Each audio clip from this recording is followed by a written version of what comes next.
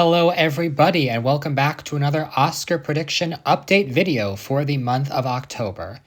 So yeah, it's been a while. My last video was posted pretty late in the month, and so it only figures that this one should also be posted late in the month.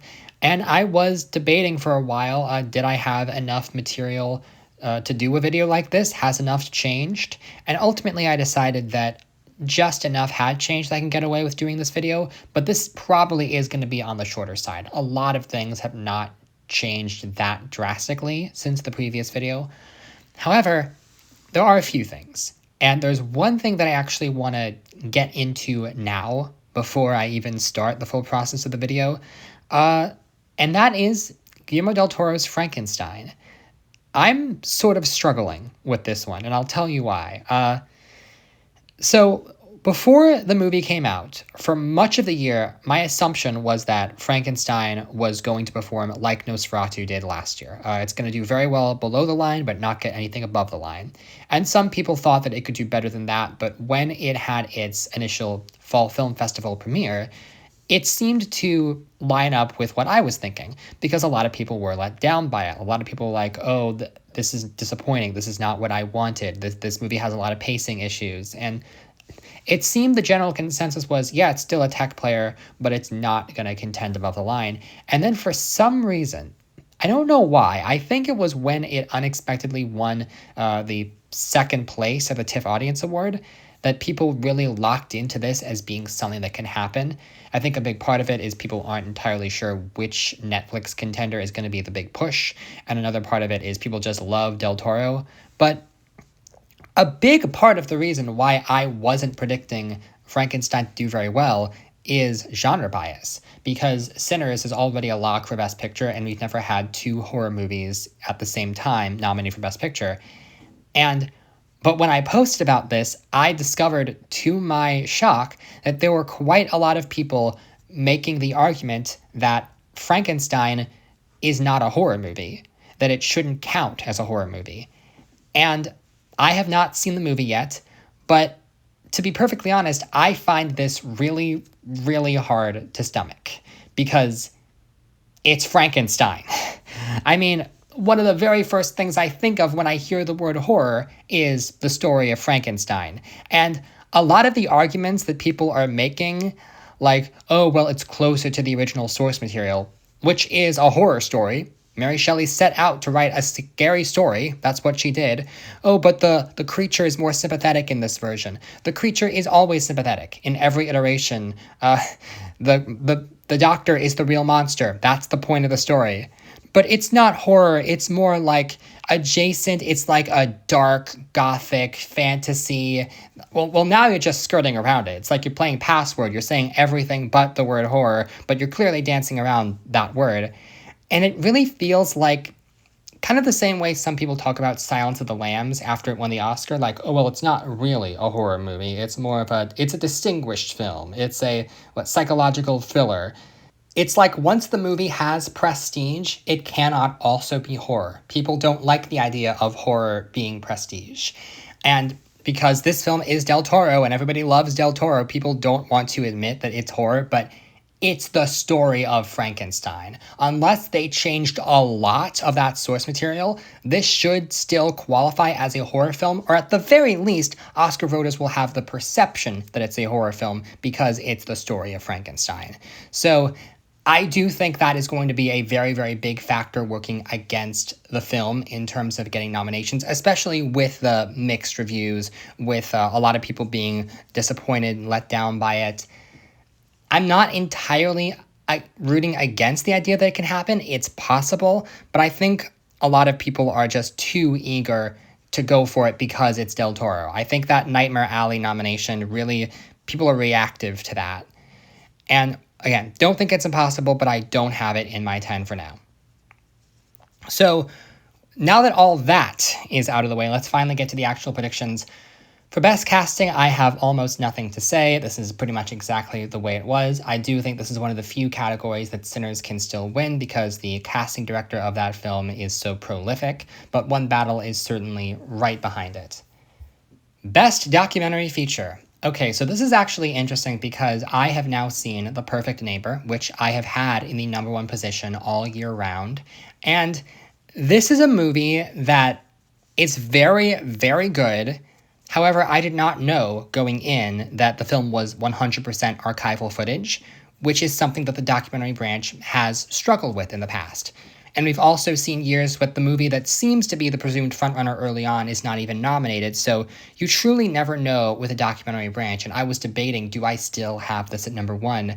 But I have seen this movie sort of really take off online, and more people are talking about it and being moved by it.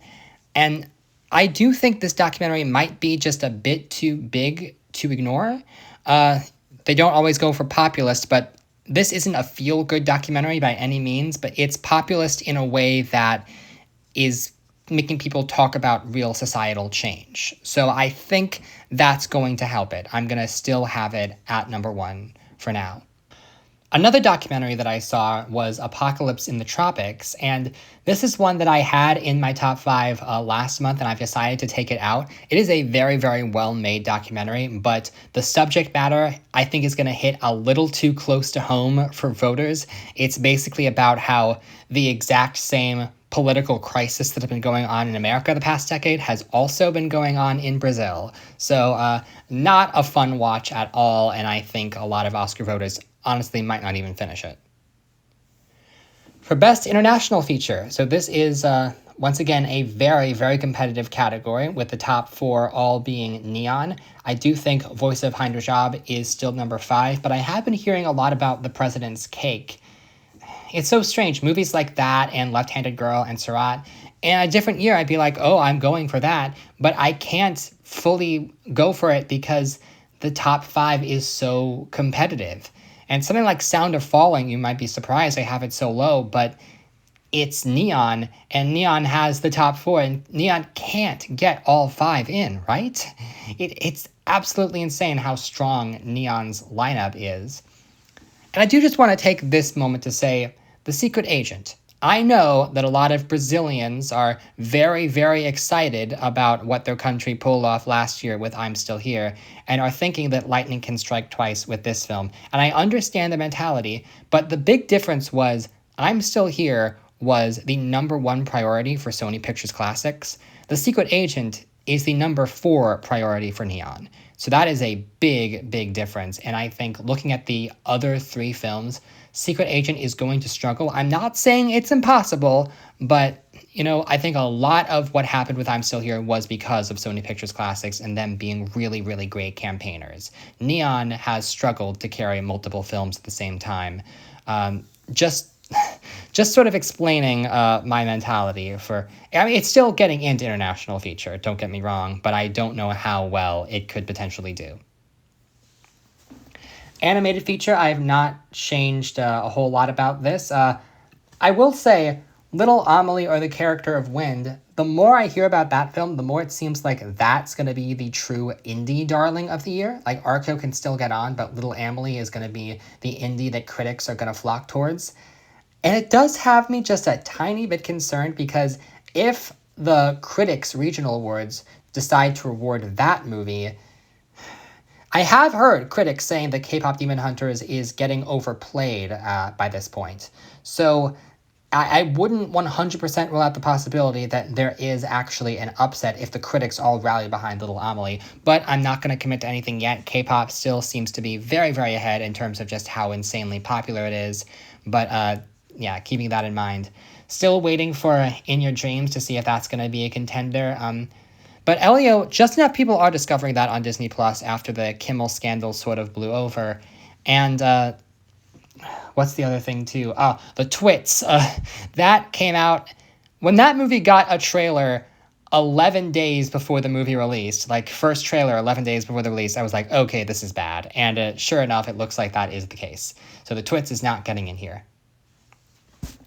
Best Sound. Has anything changed here? Sinners and Wicked, still there. Avatar, F1. I think F1 is your lone non-Best Picture nominee.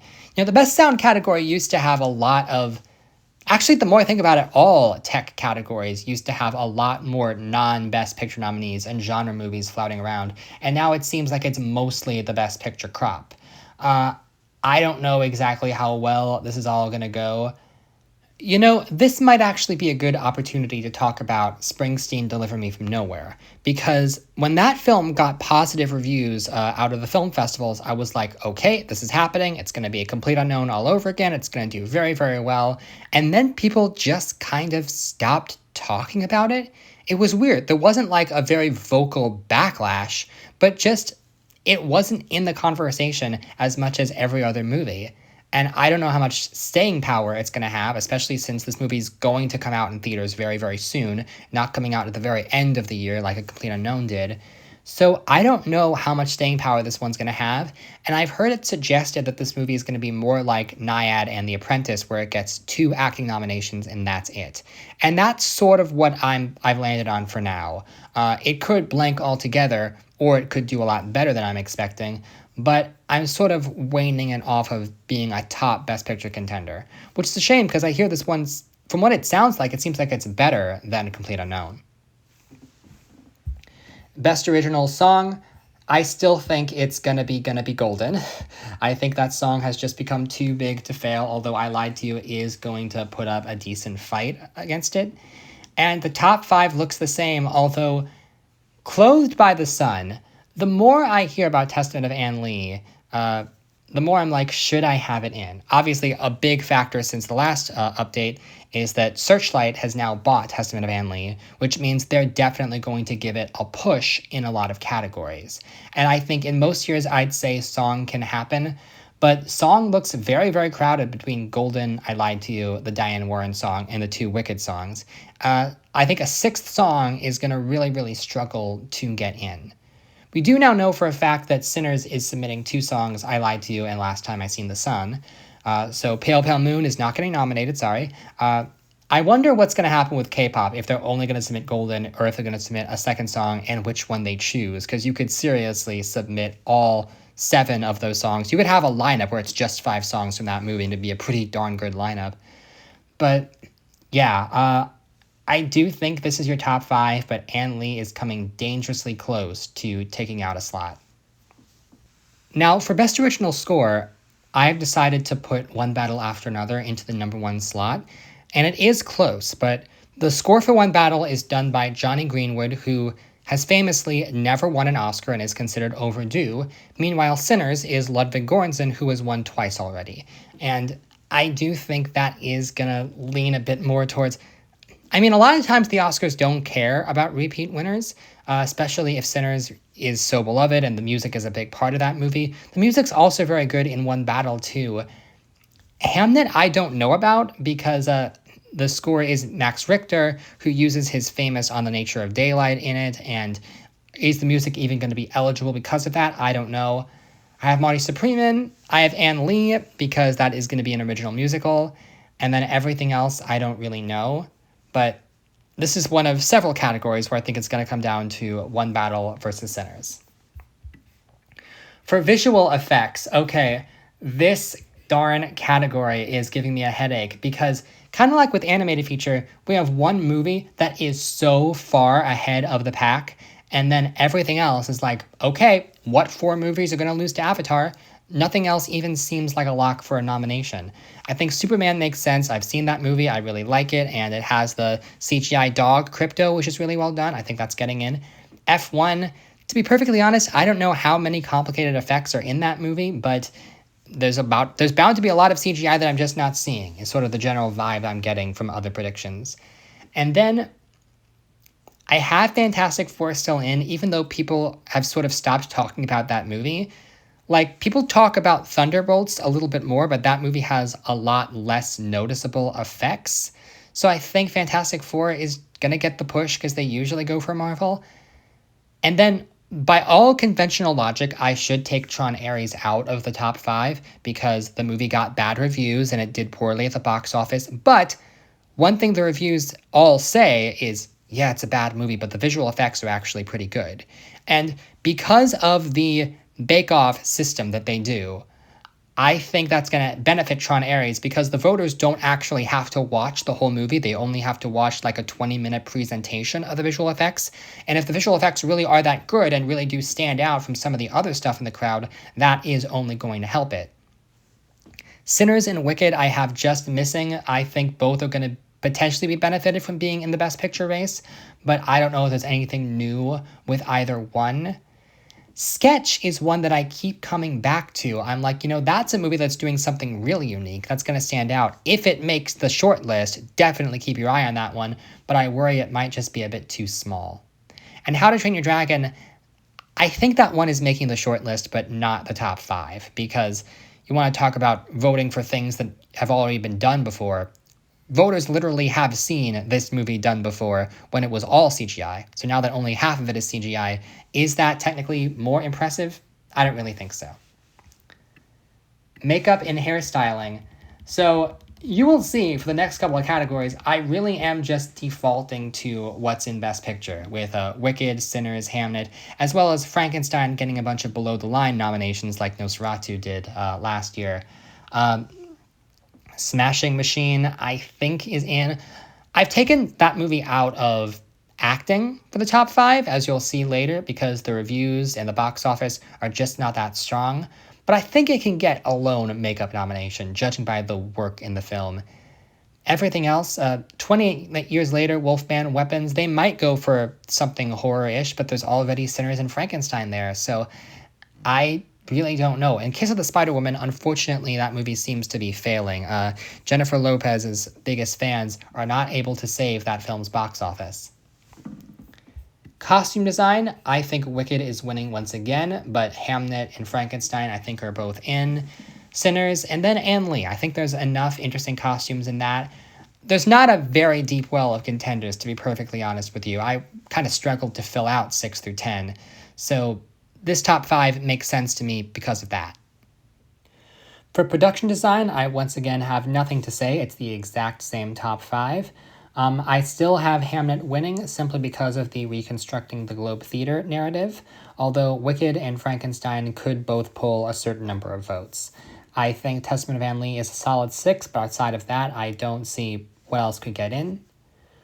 Looking at cinematography now, I still have Hamnet winning this one again. Sinners and One Battle are both deeply in contention, and I've boosted up Marty Supreme. Oh, just now realizing, finally I can talk about this. Marty Supreme has screened recently. It was a special surprise screening, and the word on it is very, very positive. I think technically the embargo has not been lifted yet, but people have said enough to let us know that our early suspicions were right. This is definitely an across-the-board Best Picture contender, so that's very, very good to know. And yeah, I have Train Dreams getting not a lone cinematography nomination, but I still think it's in good talk for that conversation. Yeah, outside of that, not much to say. Editing, anything to say?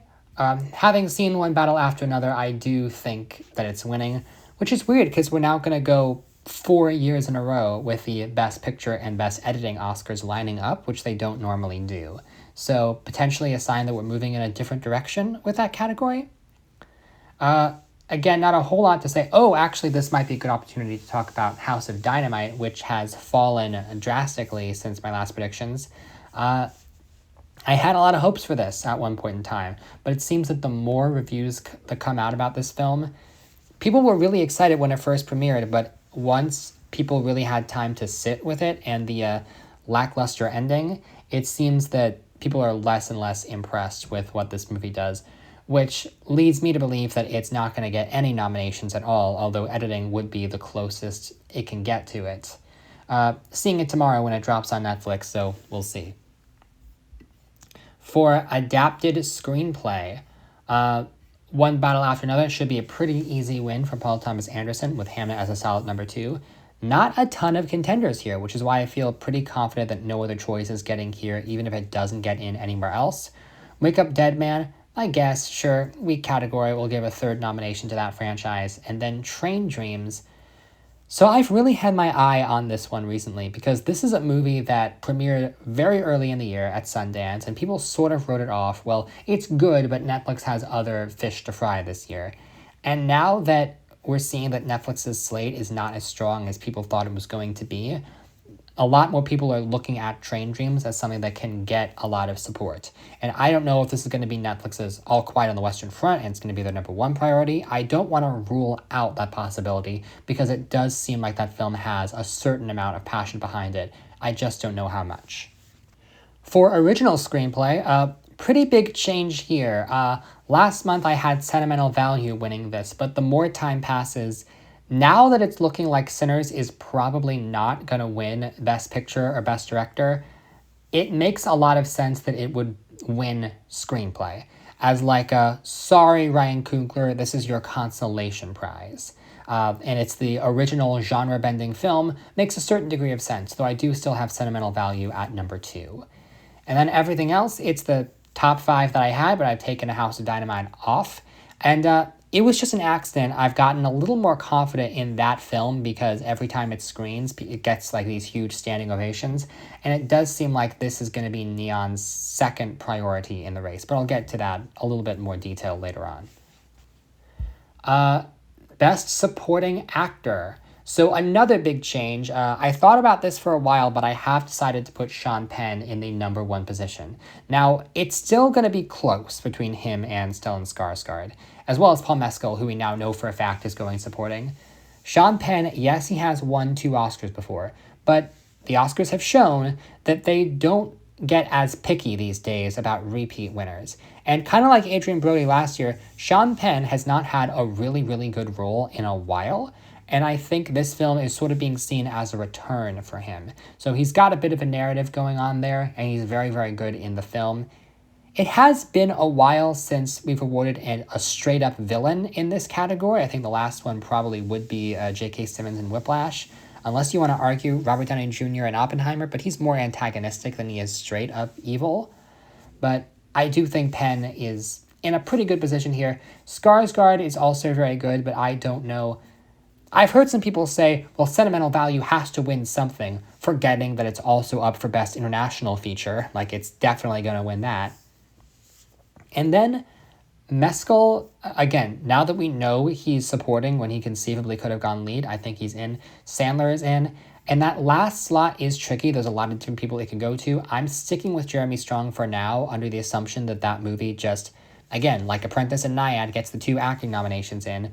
But all the rest of these are possible. Lindo is possible, Bailey is possible, even a Lordy is possible. But I'm going to stick with Strong at the moment. Now, for Best Supporting Actress, one of the big shakeups that we got this past month is the announcement that Chase Infinity is going to be going lead for One Battle After Another, which clears up room for Tiana Taylor to get in, because a lot of people were concerned which of the 2 was going to be the supporting actress contender, and now it seems pretty clear that that's going to be Taylor. With that being said, however, there are some people that are really going to bat for both Regina Hall and Benicio del Toro to potentially get in alongside Tiana Taylor and Sean Penn, and personally, I don't see that happening at all. Like, a handful of movies have received 5 acting nominations in history. No movie has ever gotten 6. I don't know if One Battle After Another is that strong. To me, Regina Hall and Del Toro both feel like people who, they get their award in the Best Ensemble category at SAG, but they don't need individual nominations. And I can see it happening for Del Toro, maybe, but Hall, I think, is unlikely.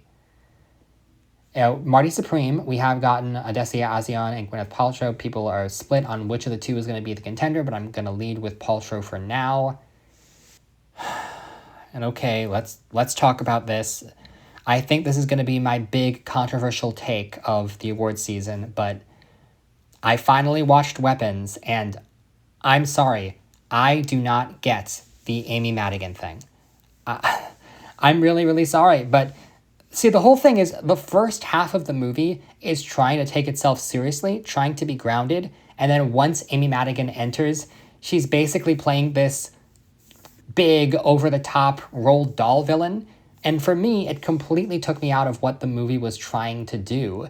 And arguably that's more of a writing issue than an acting one, but the fact that she is getting all of the awards attention for this film genuinely confuses me. I don't understand where the love is coming from, especially if the movie's not going to get in anywhere else. Now, to be fair, I'm not going to take her out of the top 10 entirely because clearly my opinion is in the minority on this one, and I acknowledge that. But I would be shocked if this happened. Like, she's probably going to be like Hugh Grant in Heretic. She's going to get a lot of precursors and people are going to think it's happening, but because she's in a horror movie that doesn't have any realistic shot outside of her, she's ultimately going to miss. So, moving on to lead actor now. Now that Marty Supreme has been seen, the general consensus is this is Timothée Chalamet's Oscar to lose. It's not 100% guaranteed, but there's not a ton of really strong competition this year in this category. I mean, DiCaprio is good in the movie, but I don't know if that's really an Oscar-worthy performance. Clooney and White kind of have a narrative, but not much, and everyone else is really going to struggle to get in. Both Daniel Day-Lewis and Dwayne Johnson, their movies have sort of underperformed after they came out, and they could have narratives to get some precursors, but I don't think they're going to get the nomination in the end. Wagner Moore, I've moved up to 6 to please the Brazilians, but I don't know if that's going to have enough support to get in. However, Ethan Hawke in Blue Moon, this is interesting because this movie came and went earlier in the year at like Sundance, I think. And initially people were sort of writing this performance off, but now that it's come back at a few festivals and now that Sony Pictures Classics has it, a lot more people are talking about this performance. And Ethan Hawke, he's a very well-respected actor who does transform in this role and gets a very, very juicy part. And so I think Sony Pictures Classics has the campaign's strategy they need to get him a nomination. Some are even suggesting he might challenge Chalamet for the win, but he would have to not be the lone nominee for his movie if that were the case. And then we have Best Actress. Now, I have moved Chase Infinity into the top 5.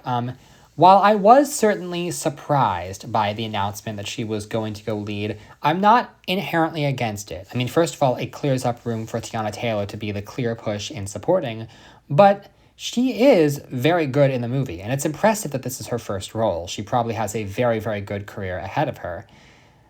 I am still a little bit hesitant. There is a chance she could miss because it's not the biggest, showiest performance in the world.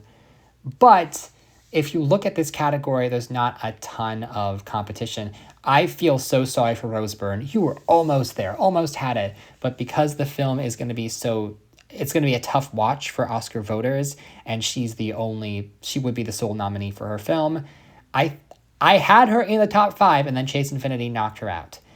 And I do think the top 4 are all very secure. If Chase Infinity does get this nomination, then One Battle After Another is going to be the first film since American Hustle in 2013 to be nominated in all 4 acting categories, which is a pretty huge accomplishment in and of itself. And the fact that it's so rare really speaks more to the fact that we don't get that many movies that have male lead and female lead acting contenders. So very, very excited for this movie. Jessie Buckley is still the frontrunner. I don't see anyone taking her out. But Amanda Seyfried seems pretty secure at this point now that I know that Searchlight is behind the movie. And spoiler alert, just like last year, I am predicting all 5 of the Best Actress nominees to hail from Best Picture nominees. Looking at Best Director, okay, this category gave me a real headache. And if you've seen the Oscar Expert and Brother Bro video, you know sort of what I'm struggling with. Anderson is winning. Panahi, I think, makes a really, really good case for himself. The movie is coming on a lot stronger than I thought it would. More strong than Park Chan-wook's film, I'm sorry. Safdie, haven't seen the movie, but from those who have, they're like, this is definitely happening. You have to have him in. Now, Joachim Trier, his movie is a little bit less showy than some of the other contenders, but he's a very loved figure as well, and they love that international slot, so I feel like he's making it in.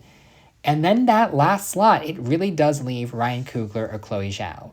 And When I was looking at the two of them, I was like, Zhao has been rewarded in this category before and Coogler has not, and that makes me lean towards him. But I do also recognize that when a blockbuster film is not win competitive for Best Picture, the director typically gets left out.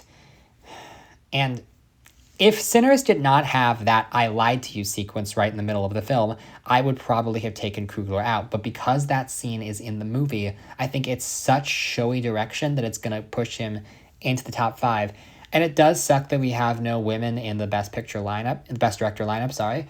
But it would also really suck for Coogler if he missed.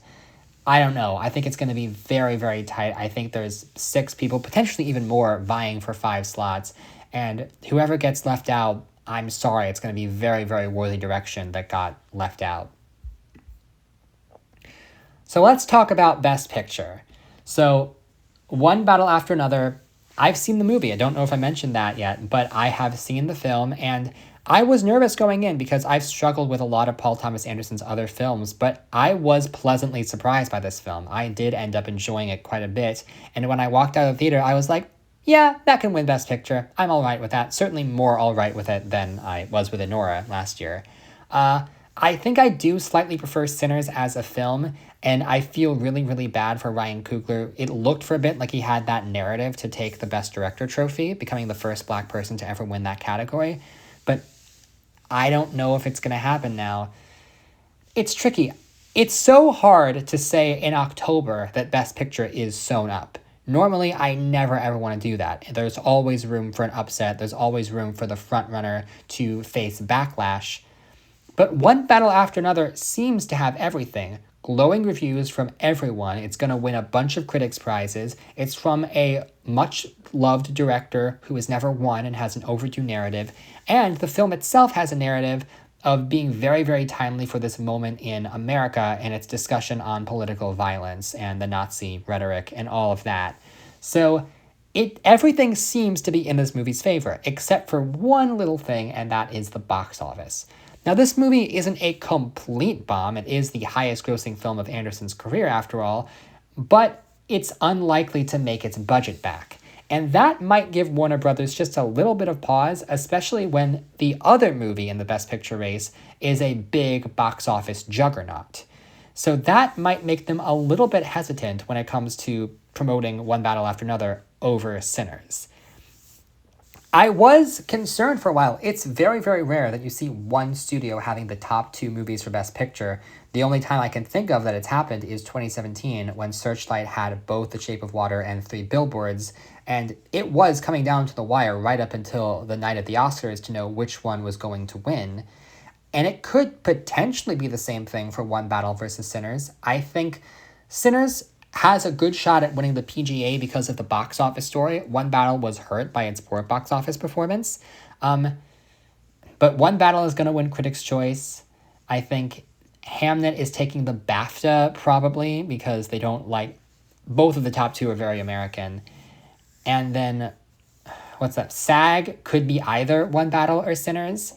But Golden Globe comedy is going to One Battle. And Golden Globe drama could be Sinners, but I think it's going to be Hamnet because I think they're going to gravitate towards rewarding Sinners in the box office category.